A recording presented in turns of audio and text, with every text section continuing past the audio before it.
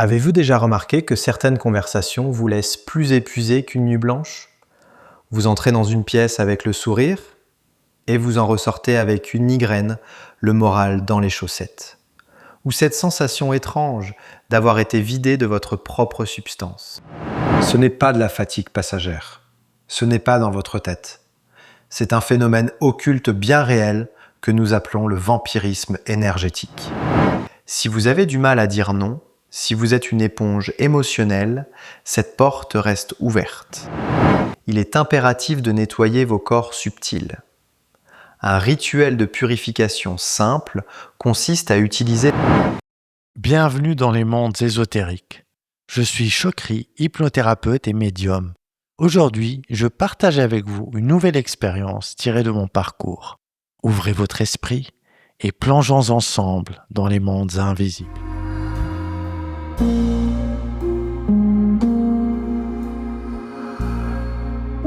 Bienvenue dans cet épisode dédié à ceux qui se sentent envahis, vidés ou parasités par les énergies toxiques.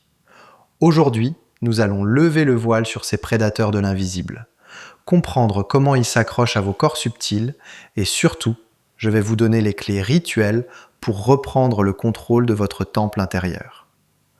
Commençons par une vérité simple, mais dérangeante. La peau n'est pas votre seule frontière.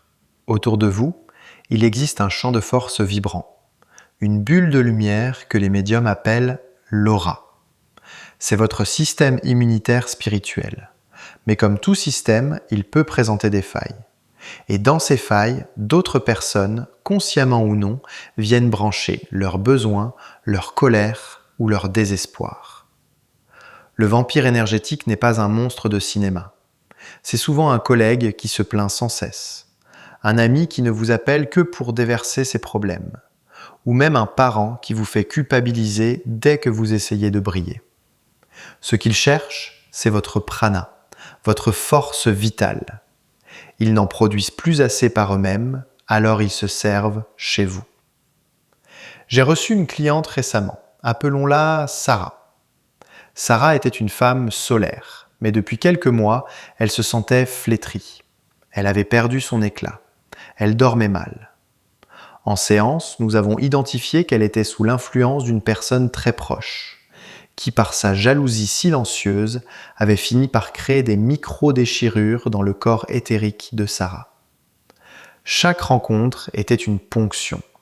Sarah était devenue une source de nourriture énergétique. Pourquoi certains sont-ils des cibles? Parce que votre chakra du plexus solaire, situé juste sous votre sternum, est la porte de votre pouvoir personnel. Si vous avez du mal à dire non, si vous êtes une éponge émotionnelle, cette porte reste ouverte. Et les vampires adorent les portes ouvertes. Mais ne soyez pas effrayés. La peur est la première chose qui abaisse vos vibrations. Aujourd'hui, nous changeons de camp. Nous allons forger votre bouclier. Voici la première étape pour neutraliser une influence toxique, la reconnaissance. Dès que vous sentez cette lourdeur apparaître en présence de quelqu'un, visualisez instantanément un rideau de plomb qui descend entre vous et cette personne. Ce n'est pas un acte de haine, c'est un acte de souveraineté. Vous décrétez que votre énergie vous appartient. Passons maintenant à la pratique plus profonde, celle des rituels de protection. Le plus puissant est celui du miroir d'obsidienne. Imaginez, par la force de votre pensée, que votre aura se couvre d'une pellicule miroitante tournée vers l'extérieur.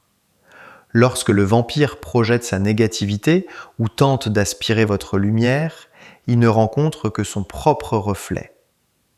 L'énergie négative ne peut pas vous atteindre, elle retourne à sa source. Ce n'est pas vous qui le punissez, c'est l'univers qui lui renvoie sa propre fréquence. Si vous vous sentez déjà vidé, il est impératif de nettoyer vos corps subtils. Un rituel de purification simple consiste à utiliser le sel marin. Prenez une douche, passez du gros sel sur votre peau sans frotter fort, en visualisant que ce sel absorbe toutes les larves énergétiques et les résidus de pensée qui ne sont pas les vôtres. Le sel est un cristal qui neutralise les basses fréquences. En sortant de là, vous vous sentirez plus léger, comme si vous aviez retiré un manteau de boue. N'oubliez jamais que vous êtes le gardien de votre propre lumière. Personne ne peut vous prendre votre énergie si vous ne lui en donnez pas l'autorisation tacite.